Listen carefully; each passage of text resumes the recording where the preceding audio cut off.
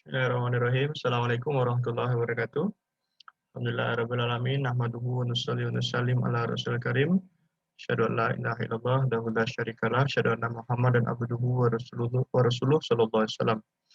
Baik, dalam video singkat ini saya akan menjelaskan sedikit tentang manajemen strategik. Eee, Memang efektifnya kita menggunakan Zoom ya, tapi, dalam Zoom ini itu, eee, 1 jam bisa memakan kuota 1 GB ya. Saya rasa kalau, 1 giga 1 kali pertemuan terasa berat, belum dikali lagi 10 kali mata kuliah. Nah, 10 GB dalam 1 minggu. 10 GB 1 minggu berarti kalau dalam 1 bulan ya bisa 40 GB berarti ya. Nah, jadi saya buat video singkat, eee, nanti akan saya upload di YouTube nanti, kalian nanti akan tonton di YouTube ya, dari Zoom ini akan saya upload ke YouTube. Ya, sebenarnya saya ingin langsung live streaming nanti. Jadi nanti kalian bisa lihat saya langsung, kita langsung langsung bisa berinteraksi. Karena kalau dari YouTube itu kuotanya nggak terlalu berat, ya. Kuotanya tidak terlalu berat, paling ya 15 menit atau 20 menit itu paling habis 100 MB atau 200 MB, ya. Nah, kalau di live streaming pun juga tidak terlalu berat, ya. Kalau di live streaming kita nanti bisa interaksi, bisa tanya jawab nanti di kolom komentar. Tapi karena bermasalah akun YouTube saya di limited, pada hari ini, karena saya coba-coba tadi berulang kali, nggak mau dia tadi live streaming ya. Nah, jadi di limited. Nah, mungkin untuk pertemuan selanjutnya kita akan live streaming. Diirit kuota dan materi pun sampai, ya. Jadi untuk pertemuan kali ini saya record saja di Zoom. Kita masuk pada materi yang pertama, yaitu manajemen strategik. Kemarin kita sudah pertemuan perkenalan ya, hari ini kita mulai masuk ke teori. Manajemen strategik ya. Manajemen strategik ini terbagi dari 2 kata, yaitu manajemen dan strategik. Sekarang pertanyaan pertama,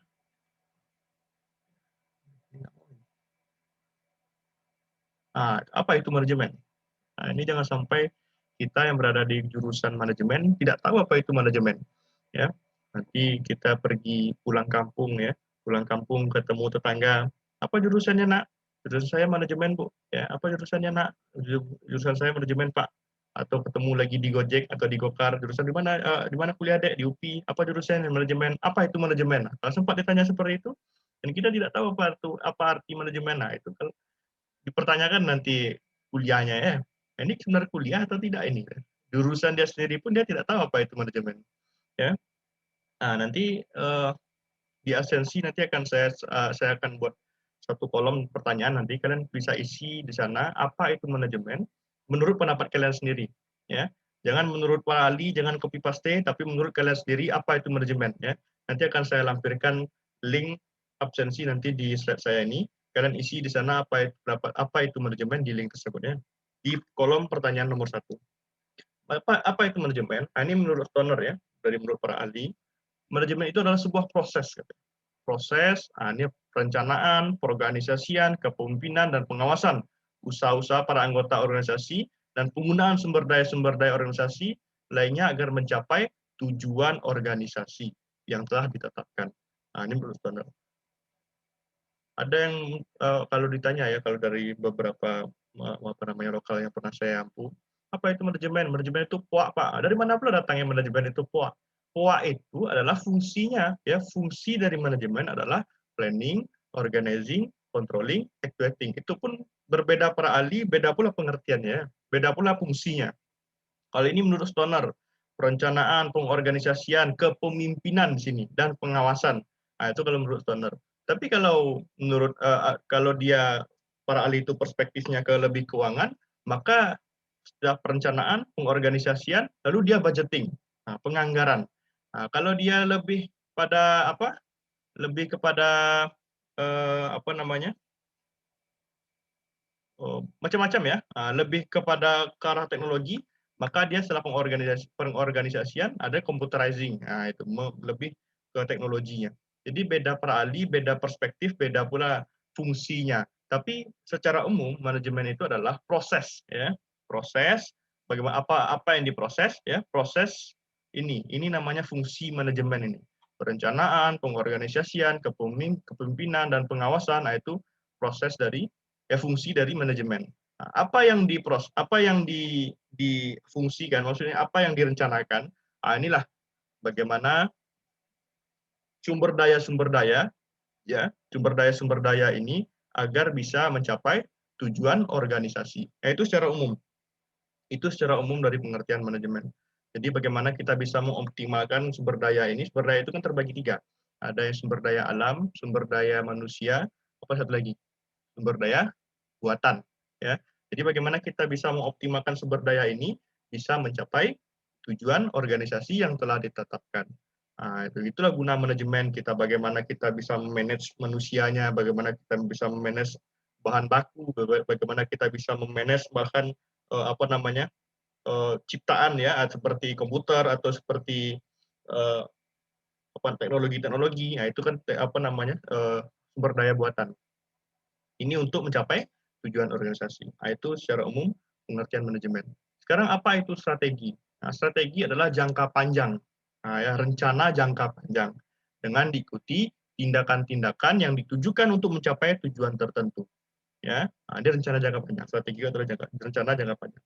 Ada namanya lagi nanti taktik, ya, taktis, ya, strategi dan taktik, strategik dan taktik. Nah, nanti kita lihat apa nanti bedanya. Secara umum, ya, apa itu manajemen strategik?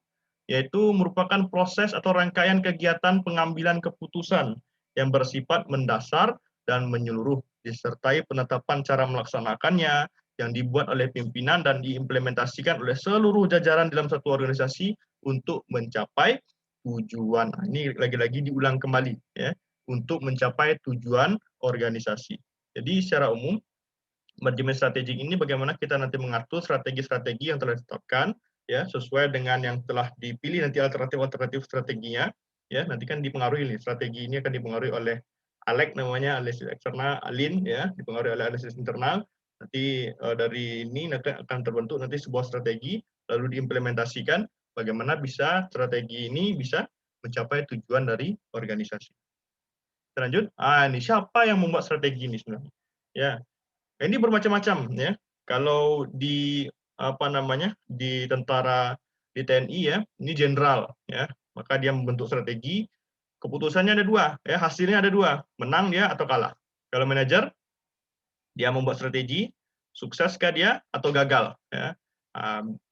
Setiap pimpinan yang mempunyai bawahan, dia apa namanya perlu untuk menyusun strategi. Nah, nanti mau dibawa kemana apa namanya bawahannya ini, ya. Apakah dia nanti strateginya bagus akan mencapai sukses atau gagal. Dua itu saja tujuan dari strategi. Sukseskah strateginya atau gagal dia strateginya. Ini pentingnya strategi. Jadi strategi ini ditetapkan oleh jenderal nanti atau pimpinan atau atasan nanti ya yang mempunyai bawahan, nanti dia membentuk strategi. Nah, inilah apa menang dia atau kalah, sukses dia atau gagal. Nanti ini akan apa namanya akan dipengaruhi oleh beberapa hal nanti yang eksternal dan internal. Kita lanjut.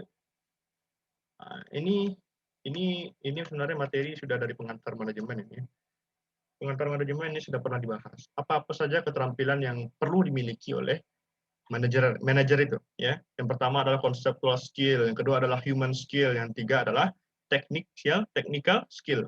Nah, apa itu conceptual skill? Bagaimana manajer ini dia bisa membuat konsep, ide dan gagasan. Nah, itu dia. Jadi para manajer ini dia apa namanya mempunyai namanya kemampuan untuk membuat sebuah konsep ide ya agar nanti bisa diberikan ya, didelegasikan ide-ide ini kepada bawahannya. Nah, itu. Yang kedua human skill ya. Human skill-nya apa ya? Contohnya apa namanya? Keterampilan berkomunikasi ya, berhubungan ya. Berhubungan itu maksudnya sosialnya ya. Nah, berkomunikasi, lalu apa interaksinya, integrasinya, lalu berbaurnya, nah, itu ya. Bagaimana dia mempengaruhinya ya, partisipatifkah? Nah, seperti itu. Itu human skill. Yang terakhir adalah technical skill. Keterampilan teknis ini merupakan kemampuan yang menjalankan suatu pekerjaan tertentu, seperti menggunakan komputer, memperbaiki mesin, membuat kursi, akuntansi. Ini juga perlu dikuasai oleh para pimpinan atau para manajerial. Bagaimana mungkin para atasan, contoh ya, satu supervisi atau apa namanya supervisor pada suatu bidang komputer ya, sedangkan supervisor saja tidak mengerti tentang technician skill, bagaimana cara menggunakan komputer, ya, bagaimana dia bisa mengkoordinat, mengkoordinasikan tugas-tugas kepada bawahannya. Tentu dia harus mempunyai namanya technician skill. Nah, itu. Nanti semakin tinggi dia, ya, ini semakin tinggi nanti dia menguasai pada conceptual skill. Oke, kita lanjut. Ini di absen ya. Untuk absensi nanti silakan buka link ini, bit.ly https://bit.ly/manajemen P2. Nanti isi nama di sana, absen di sana. Nanti ada pertanyaan 1 atau 2, akan saya lampirkan 2 pertanyaan nanti, silakan diisi lalu dikirim nanti. Itu sebagai absen gitu ya. Bagi yang sudah nanti di sana bagi yang di tadi akan saya buka juga absennya. Tapi kalau dia tidak menonton video ini, berarti dia tidak melihat slide ini ya. Nah, berarti dia tidak hadir berarti. Nanti ini akan saya ganti-ganti terus nanti linknya nanti. Jadi pertemuan 3 nanti berbeda lagi. Kita lanjut. Kenapa manajemen strategik itu penting? Pertanyaannya. Ya. Kenapa manajemen strategik itu penting? Adalah kita ini mengambil perspektif dari perusahaan saja ya. Perusahaan saja, karena pentingnya kita memanage strategi ini agar menciptakan keunggulan bersaing, competitive advantage. Ya. Nah, suatu perusahaan dikatakan memiliki keunggulan bersaing, ya, keunggulan kompetitif bila yang pertama, perusahaan tersebut mempunyai sesuatu yang tidak dimiliki pesaing. Nah, itu. Kalau dulu ya, dulu sebelum namanya ATM itu ada, ya, suatu bank dia pengen menciptakan sebuah mengadaptasi teknologi dari luar negeri, dia buat namanya mesin ATM ya. Dan ini menjadi sebuah keunggulan bersaing bagi bank-bank yang lain yang belum ada mengadaptasi ATM ini ke suatu daerah. Nah, maka bank tersebut memiliki keunggulan bersaing ya. Dia memiliki keunggulan, dia mendistribusikan ATM-ATM ini ke setiap daerah. Jadi para pelanggan atau para nasabah dia mudah mengambil uang di satu tempat. Nah, tapi ketika bank-bank lainnya sudah memiliki ATM juga, ya, ada bank lain ini sudah memiliki ATM juga, semuanya sudah memiliki ATM, ya, sudah memiliki ATM dan semua didistribusikan kepada suatu daerah itu, ya. Ketika ada suatu perusahaan ingin masuk, ya, suatu bank ingin masuk ke suatu daerah tersebut, maka ini namanya lagi competitive necessity, kebutuhan untuk berkompetisi. Nah, karena semua pesaingnya sudah memiliki ATM, tentu kalau kita ingin bergabung ingin masuk pada pasar tersebut, kita harus punya ATM juga, ya, untuk bersaing, ya. Nah, saya contohkan yang lain. Contohnya yaitu seperti apa yang mudah ya?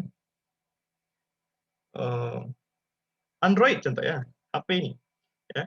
Di HP ini kan bisa senjata ini merupakan senjata bagi orang yang pandai untuk mengotak-atik sesuatu, mengotak-atik Android ini bisa menjadi sebuah senjata. Sebuah perusahaan atau sebuah instansi ya, dia mempunyai aplikasi Android tersendiri, dia melapor tersendiri di grup di aplikasi itu. Ya, ini bukan berarti grup WA ya. Seperti contohnya saya pernah membaca itu di Gudang Garam. Di Gudang Garam itu dia punya aplikasi tersendiri di HP mereka. Jadi mereka absen di sana, pelaporan di sana ya. Nah, itu. Jadi jika mereka ini menjadi sebuah keunggulan bersaing bagi perusahaan tersebut, karena perusahaan-perusahaan lain tidak bisa berbeda ya.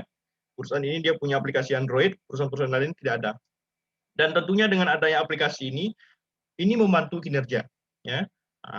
Para kawan yang mudah mengambil absen ya. Pelaporan yang mudah, sedangkan perusahaan-perusahaan lain hanya menggunakan grup WA. Kalau grup WA itu kan kita foto cekrek ya, kita kirim langsung ke atasan, dan kalau atasannya itu satu orang karyawannya ada 100, maka satu hari itu 100 laporan, 100 pula foto yang perlu di-download. Ini nanti akan merusak arsip, menghabiskan waktu bagi para karyawannya. Tapi jika seluruh perusahaan sudah menggunakan Android semuanya, ya, jika ada perusahaan lain yang ingin masuk ke Kota Padang ini, sedangkan perusahaan-perusahaan yang ada di Kota Padang ini sudah menggunakan Android, maka perusahaan yang ingin masuk Kota Padang ini, dia perlu namanya aplikasi tersebut agar dapat bersaing. Itu nanti namanya competitive necessity. Apa terbalik ya? Necessity kompetitif atau kompetitif necessity? Nanti silakan dicek nanti. Jadi ini sebenarnya mata kuliah di sistem informasi manajemen. Bagaimana teknologi, sistem pengantar manajemen juga ada. Yang kedua, melakukan sesuatu lebih baik dari perusahaan lain. Nah, jadi suatu perusahaan ini dikatakan memiliki keunggulan bersaing ya apabila dia melakukan sesuatu lebih baik dari perusahaan yang lain. Dia lebih unggul. Nah, baru dia dikatakan ada keunggulan bersaing. Ketiga, dia mampu melakukan sesuatu yang tidak mampu dilakukan oleh perusahaan lain. Ya, dia punya sesuatu yang lebih, ya, dia punya suatu inovasi yang lebih. Nah, ini namanya keunggulan bersaing. Jadi bagaimana nanti manajemen strategi ini dia bisa menciptakan keunggulan bersaing pada perusahaan-perusahaan lainnya. Dia punya sesuatu yang lebih, dia punya sesuatu yang tidak mampu dilakukan oleh perusahaan lain.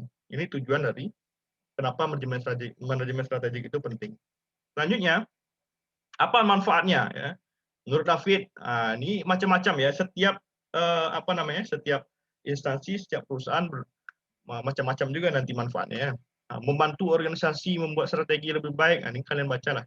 Kalau saya baca di sini nanti habis waktu kan kalau baca sendiri nanti kan saya bisa kalian pose ini ya. Mendatangkan laba, meningkatkan kesadaran ancaman eksternal ya. Eksternal itu apa? Ancaman eksternal. Eksternal itu kalau dari SWOT ya, SW itu adalah internal, kekuatan dan kelemahan itu adalah internal, SW ya, OT itu adalah eksternalnya, ya, opportunities dan treatment, peluang dan ancaman. Nah, meningkatkan kesadaran ancaman eksternal. Apa contohnya kalau threat ya, ancaman, contoh pesaing baru, ya. Jadi kita meningkatkan kesadaran kita dengan ancaman adanya pesaing baru yang punya modal yang besar. Tentu kita harus mensiasati apabila ada terjadi investor lain dengan lini produk yang sama. Atau misalnya kalau di Kota Padang ini curah hujan contohnya, ini juga termasuk pada eksternal ya, ancaman bencana ya, gempa di Padang. Nah, bagaimana nanti kita meningkatkan kesadaran kita dengan ancaman eksternal.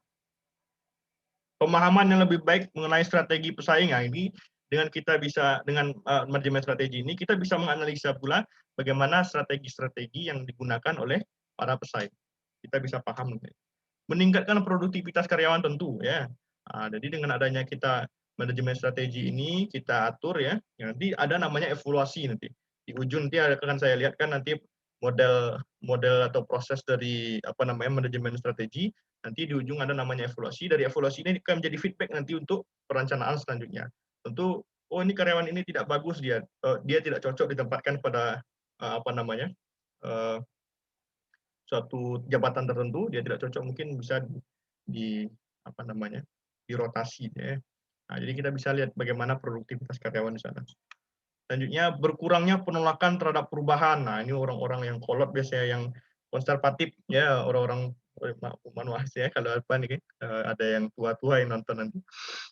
Kadang kan orang tua itu kan dia tidak mau menerima perubahan. Ya, dia sukanya yang karena dia sudah nyaman pada satu tempat duduk, ya, dia tidak mau merubah-rubahnya lagi. Jadi dengan adanya manajemen strategi ini kan akan ada namanya masukan-masukan dari masukan eksternal seperti teknologi, ekonomi Indonesia pada saat ini, ya. Dengan adanya perubahan-perubahan tersebut nanti akan juga merubah strategi, ya. Yang dulunya bank-bank itu belum menggunakan teknologi yang canggih, sekarang sudah menerima teknologi yang canggih itu dengan adanya manajemen strategi, ya. Nah, mereka menerima dari analisis eksternal nanti akan kita lebih lanjut. Selanjutnya, pemahaman yang lebih jelas mengenai hubungan prestasi penghargaan. Nah, itu bisa kalian baca lebih apa. Ini secara umum, ini bisa kalian nanti ya, kalian baca. Nah, ini dia model manajemen strategik menurut David ya. Dibina dari visi dan misi. Visi dan misi ini kuncinya ya. Apa visi dan misi? Harus ada keunggulan kita di sana ya, keunggulan perusahaan tersebut. Apa misinya ya? Dari visi ini nanti upaya-upaya untuk mencapai visi. Ya, visi ini adalah tujuan dari perusahaan. Bukan tujuan, visi namanya. Nanti tujuan beda lagi nanti. Ya, visi ya, misi untuk mencapai visi, nanti untuk membuat membuat strateginya dipengaruhi oleh analisis internal, ALIN misalnya. Ini ALEC, analisis lingkungan eksternal. Ada di sini mungkin namanya Alek, nanti kan saya cek absennya. Kalau ada namanya yang sama Alin atau Alek nanti ya apa ya, minta maaf lah kita ya, karena namanya sering-sering disebut nanti. Ini Alin dan Alek. Oke, selanjutnya setelah dipengaruhi oleh analisis Alin dan Alek, baru kita kenal pasti objektif jangka panjangnya ya. Lalu kita bina ya nilai dan pilih strateginya ya. Apa nilai-nilainya di sana? Lalu kita susun strateginya, kita pilih strateginya, lalu kita implementasikan strategi tadi ya. Lalu setelah implementasi baru dievaluasi. Nah, penyusunan strategi dulu diimplementasikan baru dievaluasi. Nanti dari hasil evaluasi ini akan menjadi feedback nantinya ya, feedback umpan balik untuk merancang strategi selanjutnya. Nah, ini dia ya. Visi dan misi analisis lingkungan strategi ya. Ini tabelnya, kolomnya. Nanti menghasilkan evaluasi kinerja, nanti dari hasil evaluasi kinerja ini akan menjadi feedback kembali ya. Nah, ternyata dari hasil evaluasi kinerja kekuatan kita itu ada pada sumber daya ya. Ternyata ada sumber daya. Sumber daya tentu kita masuk pada analisis analisis internal ya. Kita memiliki sumber daya manusia yang kompeten daripada pada perusahaan-perusahaan lain. Nah, itu. Nanti akan diberikan feedback untuk menyusun sebuah strategi kembali. Nah, ini dia. Ada namanya strategi, ada namanya taktik. Kalau strategi itu jangka panjang, ya biasanya 5 tahun ya, paling 5 tahun, 10 tahun, 15 tahun biasanya. Nah, macam-macam. Nah, taktik itu jangka pendek. Jadi bagaimana kita mencapai jangka panjang ini, kita gunakan taktik-taktik ya. Banyak nanti taktik-taktiknya. Nah, baru diiringi dengan rencana-rencana operasional. Ya. Nah, jadi strategi itu jangka panjang, taktik itu jangka pendek. Ya. Jadi bagaimana kalau kita sering mendengarkan taktik ini kan sering biasanya kan didengar pada pertandingan-pertandingan sepak bola. Bagaimana taktik kita ini untuk jangka pendek. Ya. Kalau strategi itu jangka panjang. Proses manajemen strategik ya, ini bisa kalian baca nanti ya, bagaimana kita menganalisis lingkungan dulu, Alek dan Alin tadi ya, lalu kita formulasikan strategi, kita tinjau dari segala aspek nanti, dari isu pemasarannya kita lihat, kita isu keuangannya, isu SDM-nya juga kita lihat nanti kita formulasikan, lalu kita pilih nanti apa strategi yang sesuai dengan perusahaan kita, lalu kita implementasikan baru dievaluasi. Nah, ini bisa kalian baca nanti visi dan misi, ini semuanya, ini teori-teori semuanya kan bisa kalian baca nanti. Akan saya bagikan nanti PowerPoint-nya. Lalu ini tugasnya ya. Tugasnya dari tugas pertemuan pertama ya, sebelumnya saya bilang tugas kalian di pertemuan pertama akan berkesinambungan nanti sampai tugas terakhir, sampai kalian bisa nanti menentukan sebuah strategi pada sebuah perusahaan. Sempurnakan tugas pertemuan sebelumnya. Apa yang disempurnakan? Yang pertama ini contoh ya. Ini contoh saya ambil, nanti buat seperti ini semuanya ya, seluruh tugasnya. Ini saya ambil contoh Dinas Pengelolaan Keuangan Daerah ya, Dinas Pengelolaan Keuangan Daerah, DPKD ya. Nah, ini sepertinya yang lama. Dinas Pengelolaan Keuangan Daerah Provinsi Sumatera Barat. Itulah namanya. Pusing lah kita pikirkan. Nah, ini visinya. Terwujudnya pengelolaan keuangan daerah ya efektif, efisien, ekonomis, transparan, dan akuntabel. Nah, itu. Ini visinya. Bagaimana untuk mencapai visi ini? Maka Dinas Pengelolaan Keuangan Daerah ini dia membuat visi misinya. Ya, ini dia. Melaksanakan pengelolaan keuangan dan aset daerah, memberikan pelayanan prima, melaksanakan pertanggungjawaban keuangan, meningkatkan pembinaan pengelolaan keuangan, menciptakan koordinasi internal eksternal dalam rangka pengelolaan keuangan daerah. Nanti dari misi ini kita bisa cek nanti ya, kemana dia lebih ditekankan ya misi ini, apakah ke sumber daya manusianya, apakah ini juga pemasaran yang memberikan pelayanan prima ini dimaksud pada bagian pemasaran, bagian keuangannya ada juga nanti. Nanti ini dari misi ini kita bisa cek nanti bagaimana kalau dipengaruhi oleh Alek dan Alin tadi, si Alek dan si Alin. Selanjutnya ini nilai ya, kejujuran, kesetiaan, disiplin, loyal, koordinasi, kesabaran, komitmen, saling menghormati. Kalau ini ya, kalau ini semua saya rasa ini kalian bisa ambil di internet. Kalau objek kalian itu di Semen Padang contoh ya, visinya kalian bisa cari di internet, misinya kalian bisa cari di internet. Kalau ini ya, nilai-nilai ini perlu ada ya, perlu ada apa-apa saja nilai-nilai yang ada di perusahaan tersebut. Kalau di UPI kan ada 12 prinsip biasanya, nilai-nilai yang dijunjung tinggi biasanya. Kejujuran, kesetiaan, disiplin, loyal, koordinasi. Ini kan bisa kalau kalian tidak temukan nanti di internet atau kalian tidak temukan di karyawan atau kalian tanya wawancara ya. Kalian wawancara kan karena saya suruh kan kalian mencari satu instansi atau perusahaan untuk cari visi dan misinya. Kalau kalian ini tidak ketemu ini dan para karyawan pun tidak tahu, silakan kalian cari namanya jurnal-jurnal. Kalian cari objek kalian itu ya, contoh di dinas apa namanya? eh, Ya itulah sebuah dinas ya. Kalian cari namanya nanti di jurnal di Scholar, ke Scholar. Kalian lihat nanti apa-apa saja variabel yang mereka teliti untuk objek tersebut kalian ambil. Contoh komitmen, ya, kinerja yang baik, komitmennya, disiplinnya, ya, lalu budayanya yang baik, contoh ya, mencari mana yang paling signifikan pengaruhnya. Nah, ini nanti bisa kalian masukkan jurnal. Ya minimal 5 atau 6 lah, minimal 5 atau 6 bisa kalian nanti. Selanjutnya apa yang kalian cari? Tujuan dan sasarannya. Ya, tujuan dan sasaran dari instansi tersebut. Tujuan dan sasaran ini bisa kalian dapatkan biasanya uh, di skripsi-skripsi biasanya ya, skripsi di bawah 4 orang ada itu. Akan kalian cari atau di internet kalau dia membuat di sana ada, atau kalian langsung kunjungi objek tersebut ya, silakan ya. Karena saya tekankan di sini, saya tidak memberatkan kalian untuk mendatangi objek tersebut. Kalian boleh cari di internet, atau kan saya dari pertemuan awal sudah bilang, untuk objek kalian boleh pilih yang terdekat. Apakah itu di internet, apakah itu punya orang tua kalian pernah bekerja di sana, apakah tetangga kalian pernah bekerja di sana, kalian bisa tanya langsung ke sana. Ya, jadi saya tidak memberatkan pada kalian, oh harus objek situ, harus objek di sana Pak, saya harus datang ke perusahaan saya, tidak. Ya, mana yang mudah saja. Ya, nanti tujuannya kalian bisa menyusun strategi dari data-data yang kita dapatkan di sini. Ya, ini tujuan dan sasaran. Jadi 4 itu ya yang perlu kalian cari, kalian sempurnakan kembali tugas kalian. Yang pertama visi, ini sudah ada mungkin kalian misi. Lalu nilainya apa saja, boleh kalian cari di jurnal atau di internet kalau ada, boleh ya. Apa-apa saja nilai-nilai yang mereka junjung tinggi. Yang terakhir itu tujuan dan sasaran pada dinas tersebut. Oke, saya rasa cukup ya untuk pertemuan kali ini. Silakan diselesaikan tugasnya. Apabila nanti tugasnya tidak dikumpulkan ya, cukup kalian cari saja. Kalian simpan pada Word, tugas manajemen strategik ya. Kalian simpan di Word. Jangan kalian tidak buat. Nanti kalau kalian di hari hanya akan dikumpulkan baru kalian buat, nanti akan kesusahan. Jadi silakan dicicil-cicil nanti.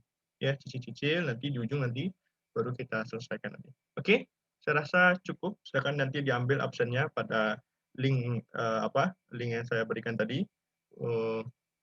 Lebih kurang saya mohon maaf ya. Oke, kita akhiri. Sampai jumpa pada pertemuan kedua. Assalamualaikum warahmatullahi wabarakatuh.